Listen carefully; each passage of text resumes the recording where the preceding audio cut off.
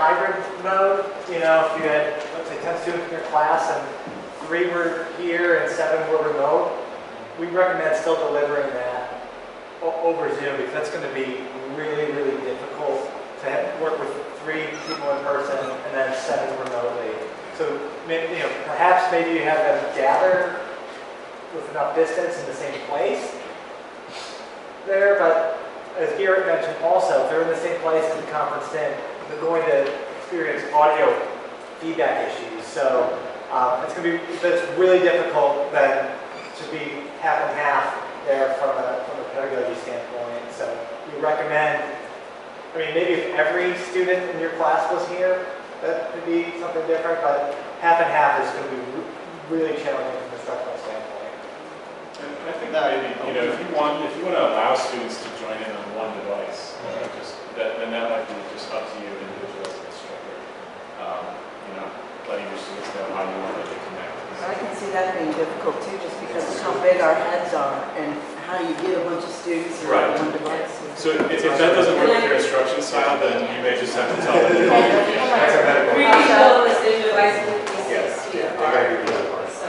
So with your technology, it works great, but with mine, it's right.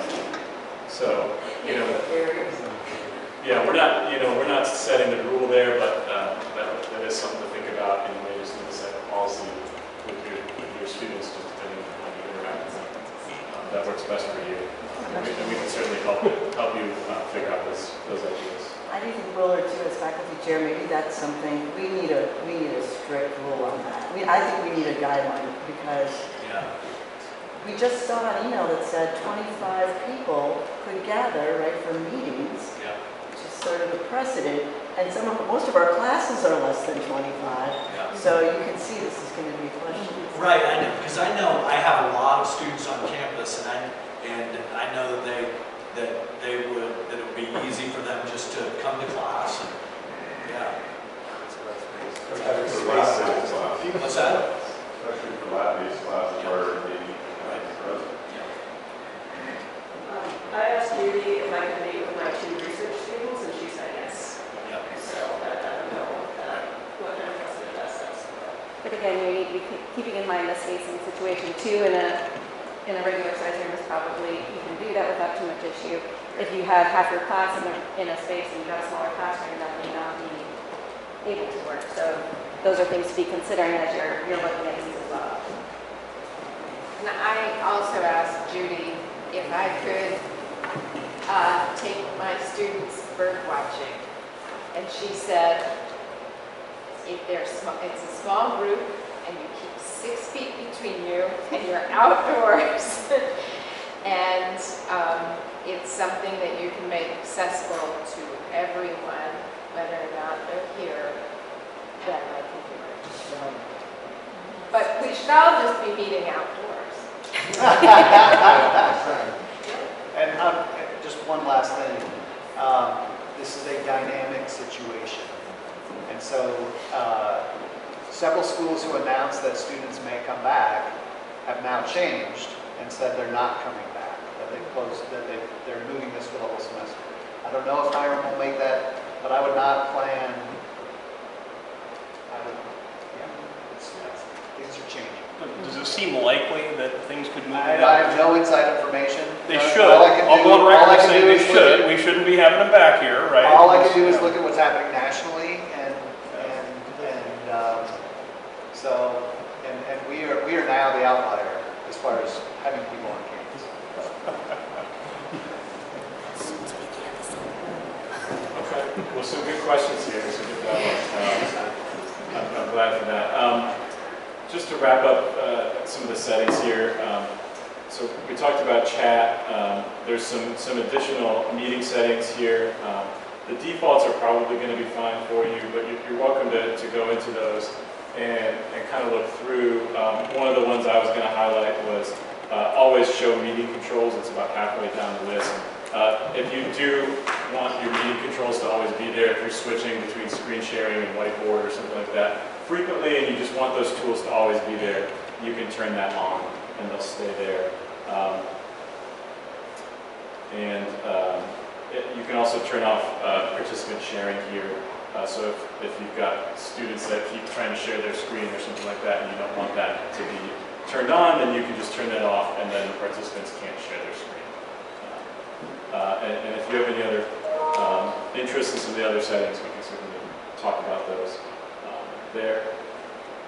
I guess one more would be the mute on entry. So right now we've got that turned on our end here. If you turn that on, then when students come in, they'll automatically be muted, and that way they won't have like feedback issues or anything if some of them are in the same space. So.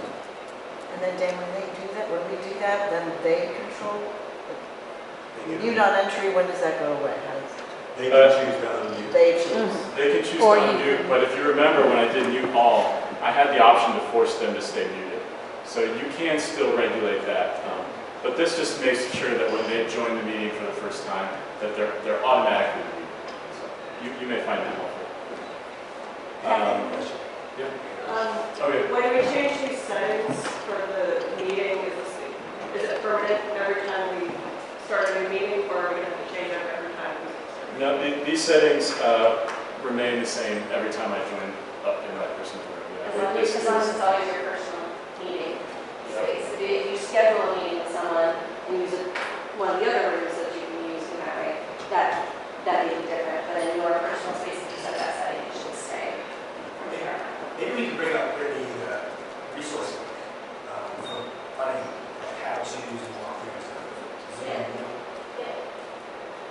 The thing I was gonna add that we didn't really talk about, maybe you can speak more about this, is the desktop features for Zoom. If anyone's done a little bit more work with Zoom, you know that there's things like breakout rooms and polling you can do, and those work from a laptop or a laptop or a desktop. But if you're hosting a meeting from the iPad, it doesn't support that. For that, so if you were to want to use breakout rooms or whatever, you would need to be, as the host, would need to be using a desktop or a laptop in order to access those functions. You would not be able to, your students could use their iPads and it wouldn't be an issue. It's just the host can't use that function on an iPad. So. And I would suggest meeting with us if you want to do that, because there are some settings you need to turn on within your account. So But if you, let us know if you're interested. yeah, let us know, and we've got solutions for polling and for group stuff too. So if it's not you using a laptop, we can find app solutions for those kind of learning activities if you want to. Okay, and then the other thing, if I want, I can hit minimize meeting, and that'll open it into a little square that'll remain somewhere on my screen, and I can go and do other stuff on other apps and still remain in the meeting there with my video there. And I can just click on that to go back in. And then there's also a virtual background. So if you click on virtual background, you then get the option to select from some different backdrops. And you can even add your own photo, but if I click on one of these, it'll just hide whatever's on and just kind of drop in a picture. So maybe you're in a busy area, you don't want people to see movement behind you or something like that. You can use this to kind of just block out whatever's behind you. It sometimes doesn't work well in like low light and stuff like that, so you'll just want to test it out if this is something you plan on using. And maybe find a less distracting image or something, I'm not sure. So, that is an option there. So, yeah, go ahead. When you minimize the meeting on your screen, you said you could go into other apps and can you still see your meeting? So if I, for example, if I wanted to, I don't know, go into Google Maps or Google Earth and have students looking at something there with me, and I want them to still. Oh, so you're probably thinking of just sharing your screen, which we'll talk about in a moment. This basically just allows you to stay in the meeting, but do other things on your iPad that no one else can see. So this would allow you to go in if you wanted to look something up on Google while you're in the middle of your broadcast, but you didn't want your students to see what you were doing. you could minimize this, and they would still see you there and everything, but you'd be able to just do stuff on your iPad that they can't. This is just kind of like behind the scenes. It's almost like minimizing the meeting and working on your desktop, but staying in the meeting. Does that make sense? Yep. Okay. Good question. And then the last thing, and I'm going to end my meeting because I can't share my screen and also AirPlay to the TV at the same time. That's just the one limitation. But so I'm going to end my meeting here. But you can hit the share. If you hit the share screen button, which we talked about, which is in your toolbar, and you just hit screen. And you can then go back out to your desktop, and your students will see everything that you're doing here. So, it'll be brought back to your menu here, and then say you want to share with them a PowerPoint or something like that. I'm going to go ahead and open my PowerPoint, and I've got a slide from an economics class I was taking. And so now, assuming I've got this share screen option going, then I can just kind of hop into this app, and all my students will be seeing the slides that I have up, or whatever's on my screen. So you can do whatever you want. Will you still see if they raise their hand? Like you see those? It will still show you at the bottom. Yeah, it will give you that little notification at the bottom that someone's raised their hand. Yes. You do that again. That share screen. Well, okay. So I had to back out of my meeting because. So let me go back in here. Maybe I should skip a step there. So on your end, you're going to click Share Content right here. Okay. And if you click that, if you just want to share whatever is on your screen, you'll just click Screen at the top. There's other options here. I think most people are going to do either screen or like whiteboard. I could maybe demo whiteboard for you guys. Let's see if I will. Well, the screen is asking another question next, and those are the options for PowerPoint. So you would access PowerPoint through like your home menu. Does that make sense? So yeah, let me go back. If I do screen, and I just can't go past this step. So the only things I have here, I want to broadcast, I want Zoom selected here. Oh, okay. And then you'll hit Start Broadcast. I just can't hit the Start Broadcast. Okay. So you'll hit Start Broadcast, and that will take you to a mode where you're sharing everything on your screen. And then you just go back to your home menu and say PowerPoint that way. Yeah. Is that working for everyone? Let's make the point, the advantage of using the iPad to broadcast is that you can annotate, right? The advantage of using a laptop to broadcast is that you'll have more control over other functions.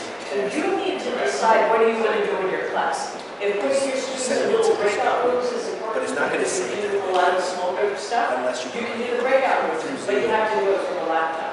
If annotating is extremely important to you, then, use the iPad so you can use your iPad to annotate. It's up to you.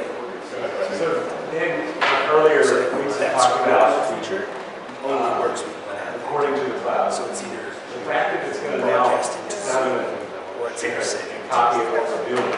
Is this part of this putting on a cloud? You do is share your screen. Yes, it will record whatever you're sharing on your screen. Do we have to go save that, or do you guys say, I can do it in the end of the meeting?